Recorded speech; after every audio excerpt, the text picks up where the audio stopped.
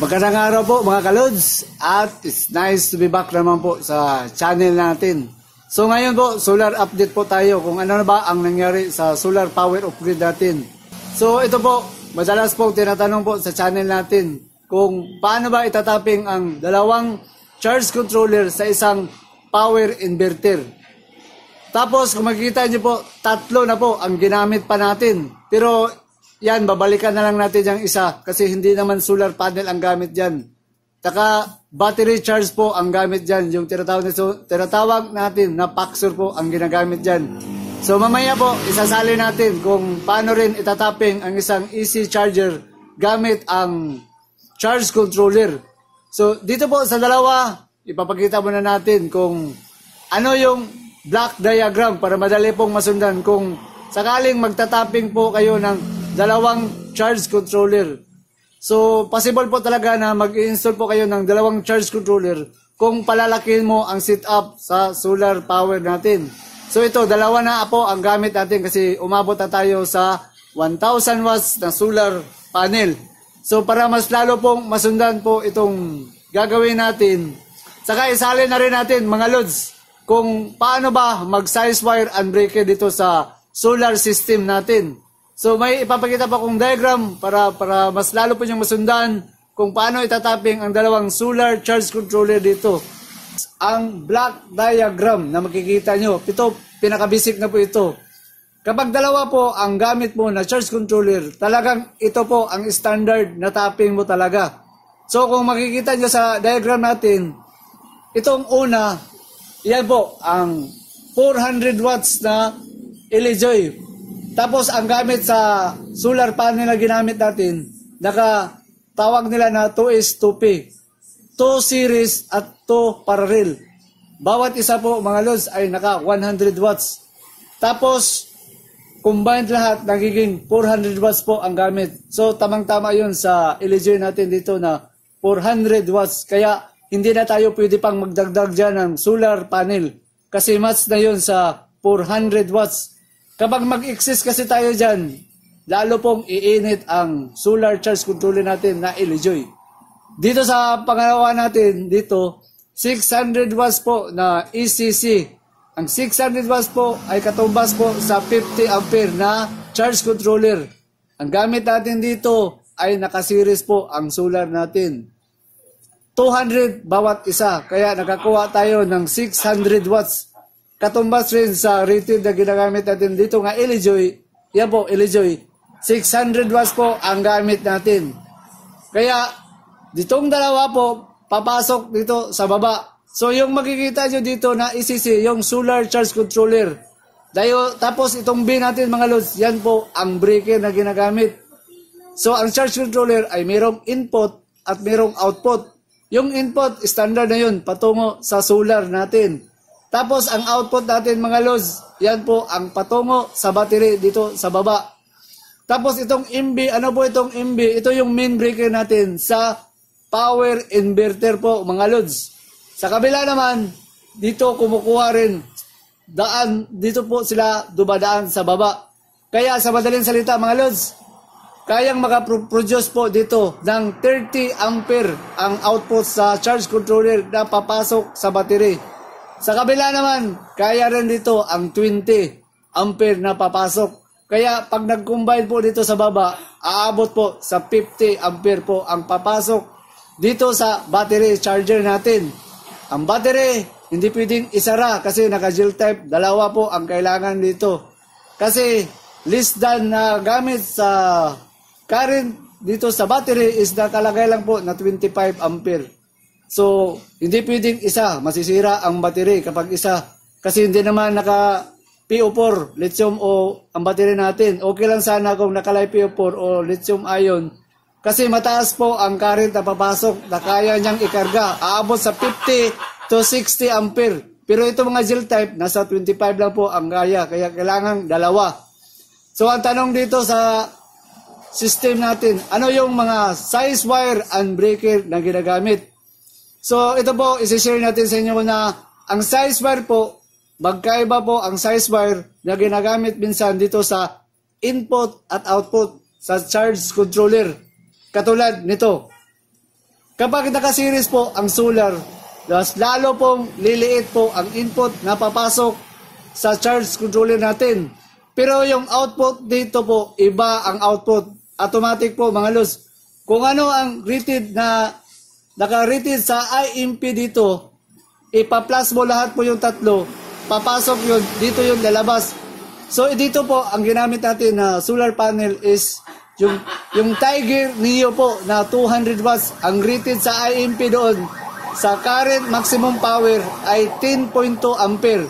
So tatlo po ito, automatic po na 30.6 ang papasok sa output. So magkaiba po ang size sa input at output na wire at saka breaker. Kaya sabi natin, kapag series ang connection mo, increase voltage, current the same.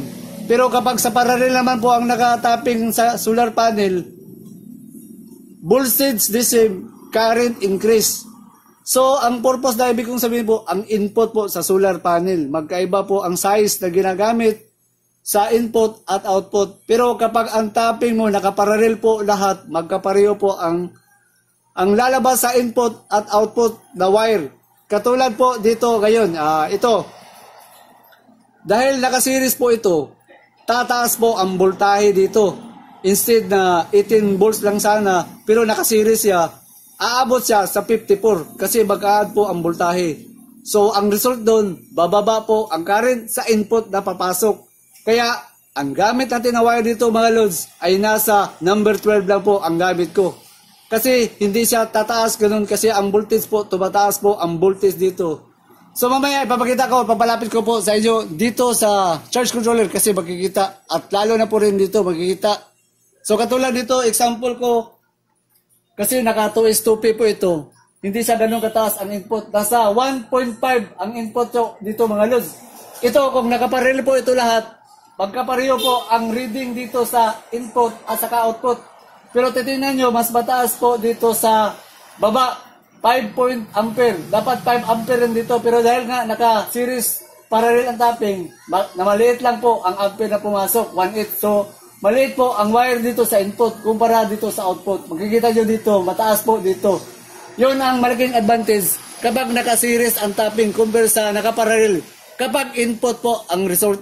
Pero yung output na sa charge controller, sa solar panel natin, magkapareho po yun. Kahit naka-series o naka-parallel. Kapag output na po ang pag-uusapan natin. Saka idagdag natin mga lods, kapag ang gamit mo na charge controller ay naka-PWM ka lang, malamang na ginagamit po doon, naka-parallel. So, hindi ka nakakatipid ng input wire doon at saka breaker. Mainit po yung design na ganong naka-parallel. Nakakatipid ka kung naka-series po ang solar panel. Kung gagamit ka ng MPPT na charge controller, yon ang isang advantage sa mga MPPT compare doon sa PWM na charge controller.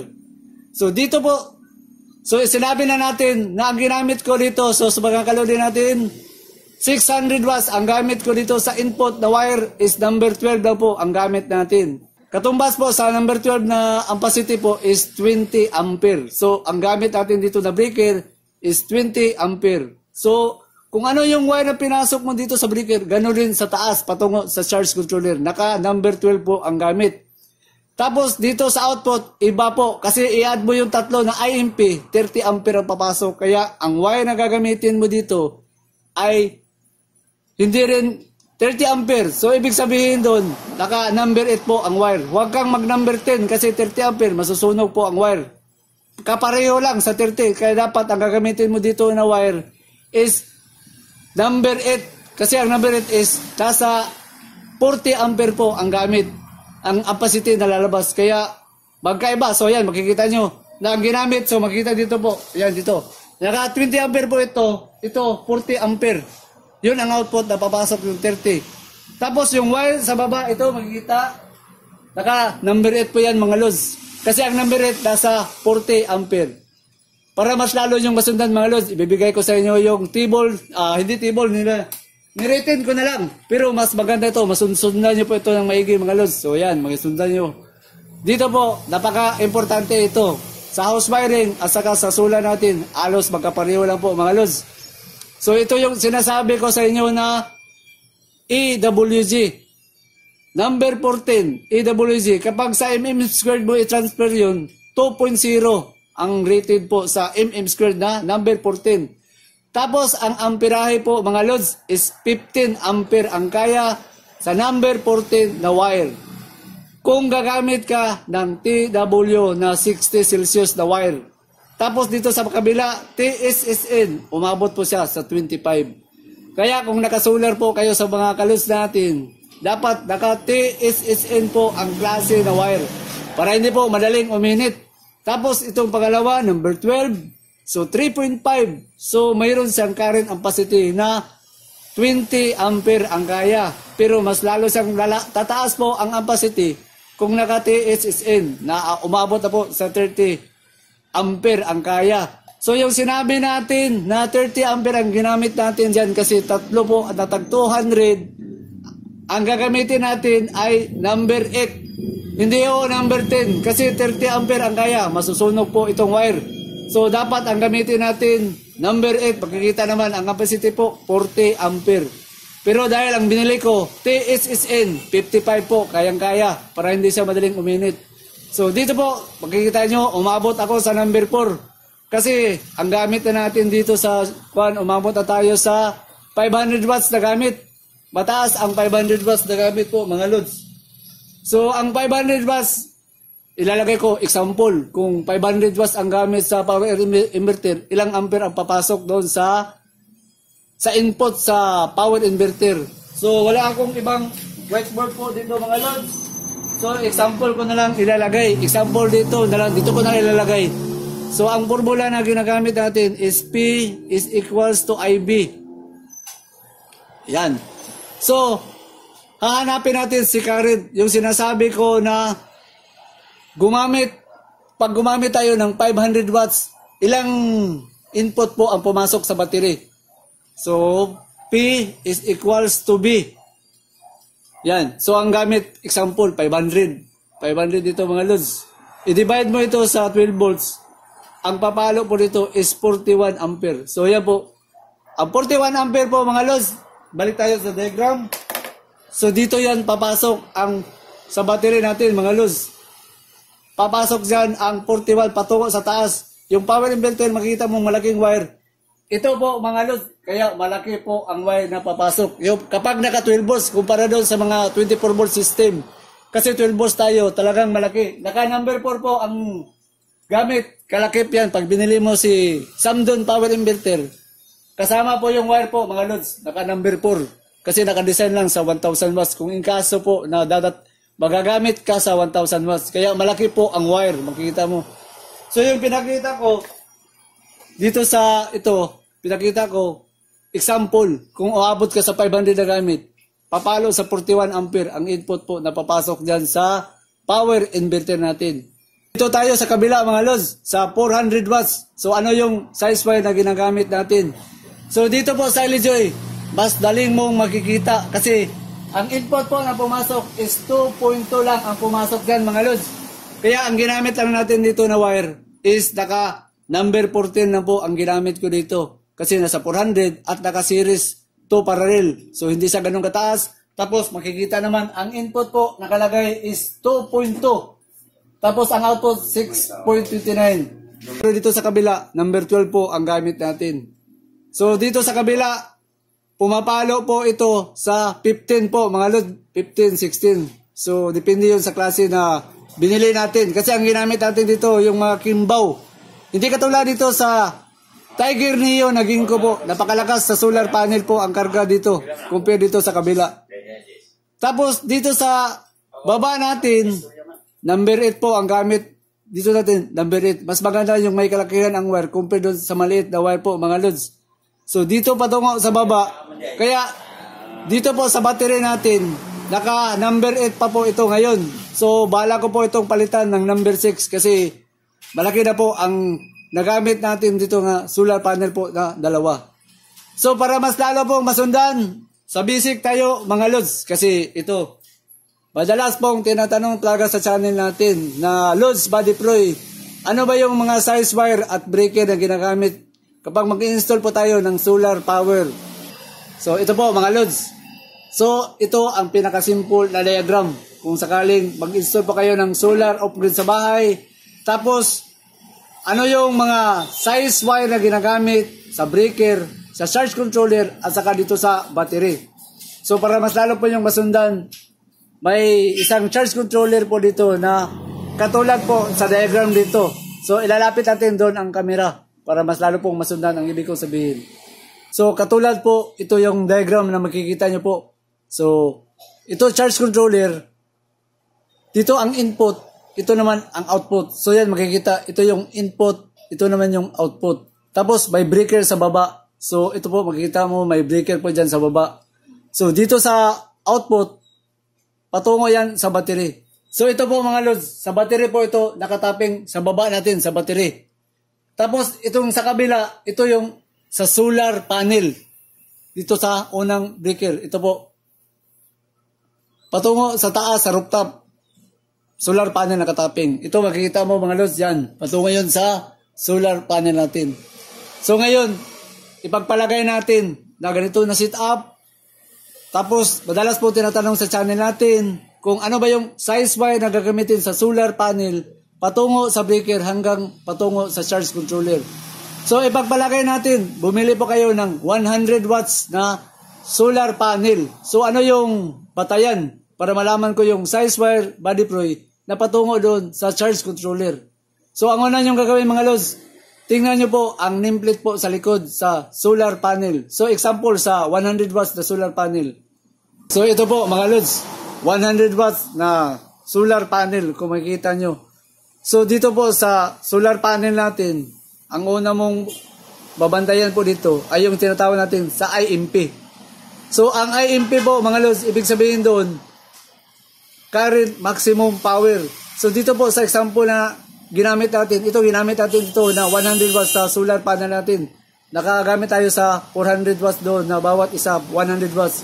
Ito yung klase na binili natin na 3DC solar, yung isang solar panel na binili natin. May rated po siya na 5.41. So ibig sabihin ito mga lods, ang papasok po dito sa solar panel patungo dito sa charge controller natin is 5.41 po mga lods. So, ipakita ko muli yung diagram o yung natin, template. Yan. So, review tayo para mas lalo yung masundan. Kapag makakita po kayo dito ng ganito na rated, yung BMP po sa solar panel na makita mo sa likod, ito po ang voltage maximum power. 18.50, ibig sabihin po, rated yan kapag ipinapasok mo sa charge controller. Pag pinasok mo ito sa charge controller, ang nakalagay 18.50 volts. Yan, pakita ba? Tapos yung BOC, anong ibig sabihin sa BOC? Ito po ang voltage open circuit. Kapag hindi pa nakasaksak ang wire dyan sa solar panel natin dyan sa charge controller mga lods, kung titistiran mo ito sa taas, na hindi pa nakatap sa charge controller, yun po ang ibig sabihin, BOC. Ang BOC umabot minsan sa 24 volts. So ang mga ganitong design, para po ito sa mga 12 volts natin na 12 volt system natin. Kasi ang mga 24 volts kasi medyo may kataasan po ang mga 24 volts minsan ginagamit. Umabot ang iba sa mga 30 to 50 na voltahe po. So design dito sa atin 12 volts. Tapos itong IMP natin. So ito yung lagi mong tandaan, yung IMP natin mga lods, yun ang current maximum power na papasok sa charge controller. Ganon din sa output. Dahil isa lang, ito 5.41. Papasok yan dito, 5.41. Ganito din sa labas dito sa sa output, 5.41. Tapos, salin natin yung isa, yung IEC. Ito yung short circuit na current short circuit. Kapag 5.41 po ang nakalagay, ibig sabihin, yan po ang papasok dito sa input, lalabas dyan sa output. Ang papasok sa battery mo, kung 100 watts na solar panel ang gamit mo, 5.41 na po ang papasok na current. So, anong wire size na gagamitin natin? So, advice natin sa mga loads natin, dapat ang bilhin mo na wire at gagamitin mo. Ito po, mga loads, number 40 na ang gamitin mo. So, ang number 40 na wire ay may kakayahan sa 15 ampere. So, mas maganda kung number 14 para in case na mag-update ka sa solar panel, kaya pa dalawa kasi 15 ampere po ang kaya niya. Mas lalong kaya kung TSSN na wire. Basta taas ang capacity po sa wire na magagamit. So, kung number 14 po, ang pasok dito, ang breaker, ano naman size po ang breaker? So, yun ang sinasabi natin palagi na ang size 14 po na breaker na 15 ampere ay kamas din sa 15 ampere o yung 16 ampere kasi yun madalas na rito sa breaker. Yun din ang gagamitin mo, 15 ampere. Ganon rin dito sa taas patungo, number 14. At dito po sa labas, kung single breaker, single solar panel pa ang gamit mo mga loads, pwede ka lang mag number 14, patungo po dito sa battery. So bakit maliit lang number 14? Kung dito lang mabasihan, kung battery lang at wala pang power inverter, okay lang yun mga loads. Pero kapag nilalagyan mo ito ng power inverter, ibang size na po ang magiging wire. So isali natin, lalagyan natin ng power inverter dito. So ito na po mga loads. Nakalagay na ang power inverter. Ang power inverter po mga loads ay mayroong polarity. Makikita mo, input dito 12 volts, yung output na lalabas is 220 volts. So ang tapping po dito sa wire, patungo dito sa baba. Kapag meron ka ng power inverter, ang size sa wire po sa power inverter, nagmamatter po sa ginagamit sa power inverter. So, hindi naman kung rated ang pagbabasihan, hindi naman lahat talaga gumagamit sa maximum power sa rated. So, ipagpalagay natin na gumamit ka ng 500 watts sa power inverter. Ang babasihan lang natin, yung gagamitin mo. So, ipagpalagay natin na gumamit ka, abutin mo ito sa 500 watts. 500 watts na gamit. So, ang sabi nga natin sa formula na pinakita natin is P is equals to IB. Tapos, ang power na ginamit, 500 watts. Divide sa 12 volts. Aabot po ito ng 41 ampere. So, ang 41 ampere po, mga lods, pakita ko na lang sa inyo para mas dali nyo masundan. So, sa 41 ampere, ito, madalas po sa mga pag-adjust dito, ita-times mo po ito sa 25% sa higher. Kung mag-extend ka sa wire o kaya sa breaker size, so, i-add mo sa 25%. Pero para mas lalo yung masundan ito mga lods, yung table na nirete natin na cable wire ang gagamitin. So, ito po mga lods, balik tayo dito. Yan. So, 41. So, dito tayo sa, pagkikita natin, 40. So 41 yun, wag mong isagad sa 40 kasi masusunog. So ang gagamitin mo na wire dito mga lods ay pwede kang gumamit ng TSSN kasi 55. So pasok po ito sa number 8. Yan, number 8. Tapos naka THSN ang gagamitin mo na wire. So ito po, ito pinaka-basic po ito para kung sakaling makikita mo ang rated, dito mo na lang i-convert po mga lods para mas mabilis. So sasabihin na lang natin. So, ang i-update natin, patasin natin, ipagpalagay natin na by the way, gumamit po ako ng solar na 300 watts. So, kapag 300 watts po ang solar panel na ginamit mo, example lang, papalo ang IMP dyan sa 15 ampere. So, dito sa size sa wire natin, kapag 15 ampere, papakita ko sa inyo yung kodigo natin. Kung 15 ampere po ang palo dyan, ito 15 ampere. Huwag kang mag 15 ampere sa number 14. Dito ka sa number 12. So depende po sa inyo kung pwede nyong lakihan. Mas maganda yung malaki ang wire para may allowance ka pa kung sakaling gagamit ka pa ng solar panel. So ang sabi natin 15 ampere. So mas maganda mag number 12 ka tapos naka TSSN para may allowance po mga lods at hindi po madaling uminit. Tapos kung may budget ka, pwede rin taasan mo pa sa number 10. Para sakaling dagdagan mo ang solar panel mo, so, kayang-kaya. Kasi kung isagad mo sa number 14, o ipagpalagay natin, number 14 ang ginamit mo, sa TSN 25, kaya. Paano kung nagdagdag ka ng solar panel? Bibili ka ulit ng wire. Kasi hindi na yun kaya. So, possible, except na lang kung naka-series ang tapping sa input. Liliit po yun. Pero kung nakaparallel ang tapping mo sa solar panel, dodoble po yun.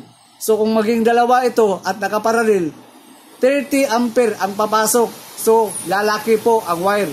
Pero kung nakaseries yan sa solar panel natin, nakaseries yan, lalo pong liliit, kayang-kaya ang number 14. Yon ang mga advantage po sa mga input na tapping sa solar panel. na mas nakakatipid ka o nakaka-efficiency ka sa wire as a breaker kapag nakakonekta mo sa series connection ang mga solar panel. So, depende na po yun sa charge controller kung ilan ang kaya doon sa BOC niya. So, ito po mga lods, ganun. Tapos, pagdating, ipagpalagay natin, 300, 15 ampere pasok. So, ano naman ang breaker na gagamitin natin? So, yung sinasabi ko, ita-times mo sa, idagdag mo ang 25%. Para, yun ang pagbabasyan sa breaker. Taasan mo ng 25%, times mo doon sa 15 ampere. Pero, dahil 15 ampere ang gamit, so dito ka na lang magbabase sa kodigo natin. Kapag sabihin natin, gumamit ka ng number 12 po dito ng mga loads. So, dapat ang gagamitin mo na, kapag 15 ampere po ito, gagamit ka ng number 12. Pero pag umabot yan sa, sabihin natin, dalawa na ngayon ang solar panel mo, tag 300, abot yun sa 30. So 30 ka, gagamit ka dito sa, pwede ka gumamit ng number 10. Pero yung TSSN o kaya yung number 8 na ang gamitin po mga lods para may allowance ka dito, 55. Para hindi sa minute. Tapos ang breaker, siyempre, kapag 30 po ang breaker, tapos breaker mo, gagamitin mo 30, wala rin, trip yan, sasagad. So dapat ang gamitin mo dito, taasan mo, 40 ampere po na breaker ang gamitin mo. So katumbas yung sinasabi ko na 25% na dagdag. Dito naman po sa power inverter, ano naman po ang breaker kung sakaling 41 ang gamit. So ito example lang kung gagamit ka ng 500. So mas maganda po, may allowance. So lalagyan mo ng 60 ampere ang gamit mo na breaker. So saan ilalagay? So nakalimutan natin ilagay. So pwede mong ilagay dito po mga lods ang breaker. Yan. Yan nakalagay ang 60 ampere na breaker. So 41. So balik tayo doon sa kodigo natin na sa wire. So, ang sa wire, kung 41 po yun mga lods, mas maganda kung gagamit ka ng number 6 na sa 75. Kasi kung dito, pwede rin, gagamit ka ng, pero mas mabuti number 6 para 75, TSN ang gamitin mo. So, kung ano po ang size na capacity na ginagamit mo sa wire po dito, yun din po ang basihan sa breaker. So, sabihin natin, 60 ampere na breaker ang ginagamit mo. So, kapag 60, dito po, hahanapin mo ang wire sa 60. So sa 60, pwede kang gumamit dito sa number 6. Pero dito, medyo alanganin po ang 55. Dito ka na lang sa number 6 kasi 75 ang abot. Kung 60 ampere na breaker po ang gagamitin mo. Mas maganda sa 6 ka para hindi po madaling uminit ang wire. Kung sakaling dagdagan mo po ang, kasi ito 500 watts ang sample natin. Paano kung umabot ka na sa mga 800 to 1000 watts? So yung wire po, ang babasehan sa wire, number 6. Hanggang dito po mag-umpisa ang number 6. Kung ito yung battery mo, naka number 6 patungo sa breaker, hanggang dito patungo sa input sa power inverter. Saka madali mo ma-recognize mga lods kung gaano kalaki ang wire na ginagamit sa power inverter. Kasi kapag bumili po kayo ng power inverter, may kalaki po na wire dito sa input. Doon mo malalaman kung gaano kalaki ang wire na ginagamit sa power inverter. Yung kalakihan na wire na ginagamit sa input, yun po, patungo yun sa battery. Mga lods, ideal yun sa wire na kalaki. Pag bumili po kayo ng power inverter, mayroon po yung wire. Yun ang wire na pagbabasyan mo, na gamitin mo, patungo po sa battery. Ayan. So, mga lods, ang pahabol pa natin. So, ang solar panel po na ginagamit ay naka DC breaker kapag solar panel. Sa solar charge controller naman po mga lods, naka DC breaker ang gamit. Sa power inverter naman, naka DC breaker pa rin. Pero dito sa output natin sa inverter, dito sa 220, naka AC breaker na po ang gamit. Tapos ang ideal po na ginagamit sa breaker dito is nasa 16 ampere po mga lods. So ang tanong, bakit naman ganun kababa ang 16 ampere? So pakita ko po sa inyo ang example natin na formula na naman. So dito na lang natin nilagay mga lods. So dito tayo sa formula, balik tayo sa P is equals to IB. Tapos ang hanapin natin yung current I sa EC. So P is equals to B. So ang sabi natin, ipagpalagay natin ang power inverter gumagamit po ng 500 watts. So 500 watts divide sa, kasi AC, output na tayo dyan, 220 volts. 220 volts. Kaya ang mangyayari po, lalabas po dito ang 2.7 ampere. So, napakaliit lang po mga lods. Kahit pa 1,000 watts gamitin mo, nasa almost 5.4 lang. Kaya ideal po na gamitin dito sa breaker, dito sa output natin sa inverter. Pwede kang gumamit ng 16 ampere na AC breaker. Dito po mga lods, sa 1,000 watts, kayang-kaya pa yung 16 ampere natin. So, nakalimutan ko yung sabihin. So, ito po, nakalagay dito, output inverter. Dito yung 220, naka-AC breaker po ang gamit. So, yung previous dagdag natin mga lods, kung makikita mo yung, bakit tatlo na po ngayon ang charge controller na gamit natin. Ito isa, special po ito mga lods, ang isa. Kasi, naka-tapping, ayan, naka-clip. Pagkikita mo, naka-clip. Ang gamit po natin dyan, yun si Paxor. Pakita ko sa baba. O, ayan po, si Paxor. Yan po, ang backup natin. Kapag makulimlim o gabi, ginagamit ko si Paxor. So, ipakita ko po sa inyo mga lods na pwede nating sabay-sabay gamitin, ipasabay natin itong ginamit natin na charge controller na ang gamit po ay Paxor, hindi solar panel. So, pakita ko muna sa inyo sa baba, dito mga lods. So, ang solar Paxor ko, ang ginawa ko, ginamitan ko ng switching na may mil plug switch po ang gamit. So, wala akong gagawin. Isi-switch on ko lang po ito at i-energize po itong Paxor na backup. Although, naka-float voltage po, makikita mo, napakataas po ng 13.5 kasi muling sumikat ang araw. Kasi ang oras po dito, nasa alas 3 na, malapit ang alas 3. Tapos, maula po ang panahon. So, gagawin ko, napakasimple po ang gagawin ko. I-switch on ko lang po ito. Yan. Tapos mag-energize si Paxor, magkakarga po ang charge controller. So, makikita nyo ba sa charge controller, may lalabas po dito na current ampere. Dahil naka-full charge po ngayon dyan, medyo mataas ang karga.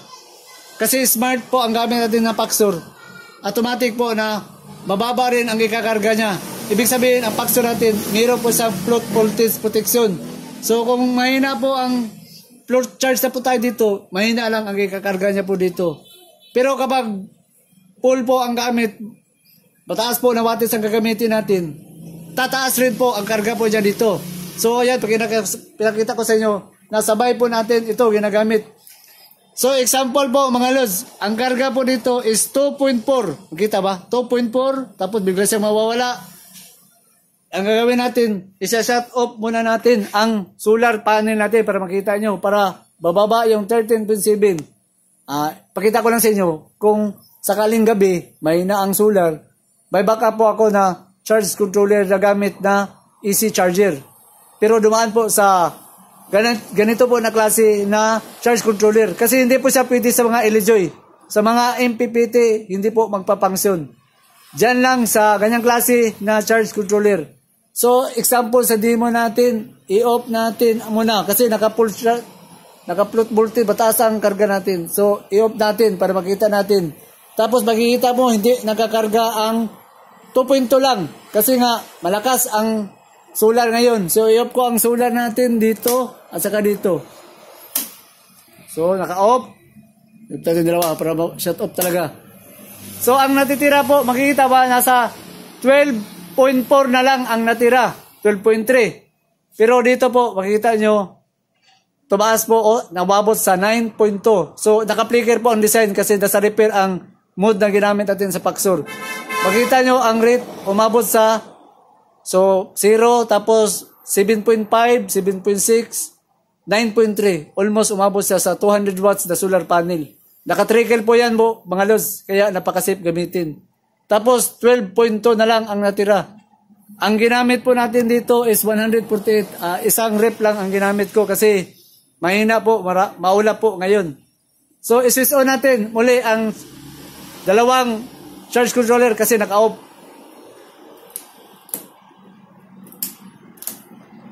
So, yan. Pwede mong pagsabay-sabayin po ang dalawa po na tatlo dito po mga lods. Itong dalawang charge controller at itong pangatlo natin na gamit ang Paxor. Yan po makita. So, hindi po solar panel ang gamit. So, makita mo, nakaklip po yan ang gamit. So, sa mga kalodi natin dyan, mga lods, napaka-useful po ang Paxor po. Dito, makita nyo sa baba. Napaka-importante po ito kasi hindi naman sa lahat ng oras o panahon katulad ng gabi walang solar, kaya pag emergency po pwede kang makakarga agad sa battery kung meron kang Paxor. Ang maganda sa Paxor, naka-smart po ito kasi meron siyang kasariling float voltage kaya hindi po madali o masira ang battery sa overcharge. Yun po ang maganda. So, tapos ang setting na ginamit ko dito, repair mode. So ang repair mode, kahit naka 16 hours ang gamit, hindi po umiinit ang Paxor. Kaya po mga lods. So makikita mo, lumiit na po ang karga, nasa 5.7 na lang. Kasi tumatakbo itong dalawang charge controller natin. So dito, so sinabi natin na 600 watts, ngayon nasa 9 na lang ampere ang karga. Sa 400 natin dito, nasa 5 ampere na lang ang karga. Tapos dito naman 3.2, 3.4. Kasi nga sabay na silang magkarga. Tapos ang LBD nasa 13.4. Makita nyo ba 13.4. So mga lods, may pahabol pa po tayo na tanong. So ito po ang pahabol natin. Kasi may nagtatanong po sa channel pa rin natin kung paano ko malalaman ba deploy ang size sa wire at breaker, kung okay pa po ba ang wire ko at saka breaker.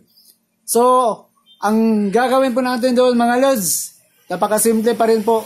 Sakaling wala po tayong meter na AC-DC po sa bahay, ang una natin gagawin kapag matapos na po natin ang setup at tapos malakas po ang sikat ng araw, para safe po ang mga system natin, ang una po nyo pong gagawin doon ay hahawakan nyo po ang wire. So katulad po doon sa charge controller.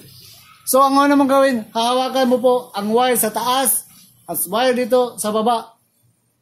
Kapag hindi po mainit ang wire, ibig sabihin po, tama po yung size wire na ginamit nyo.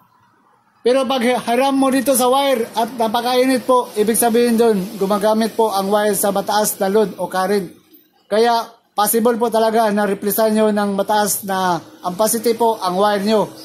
Pero meron naman pong mga wire na may ka-init, may kunting init. So okay pa yung init na mahahawakan.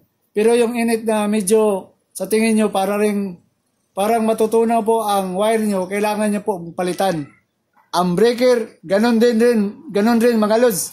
Ang breaker, pwede nyo hawakan dito. Kapag ang breaker nyo ay hindi po uminit at hinawakan nyo, safe na safe po yun. Pero pag hinawakan nyo at uminit siya, may mga init po na kaya lang hiramin. Pwede pa yun. Pero pag hiram nyo sa breaker at mainit na mainit, malapit na po yung mag-trip mga lods. Kaya ang gagawin mo doon, papalitan mo ng mataas kunti ang breaker mo. Saka, yun lang po. Kung wala po tayong meter na ginamit sa bahay. So hanggang dito lang tayo mga lods. At saka paki-comment po sa baba kung may hindi po kayo naintindihan. Saka maraming salamat po mga lods sa panonood po dito sa channel natin.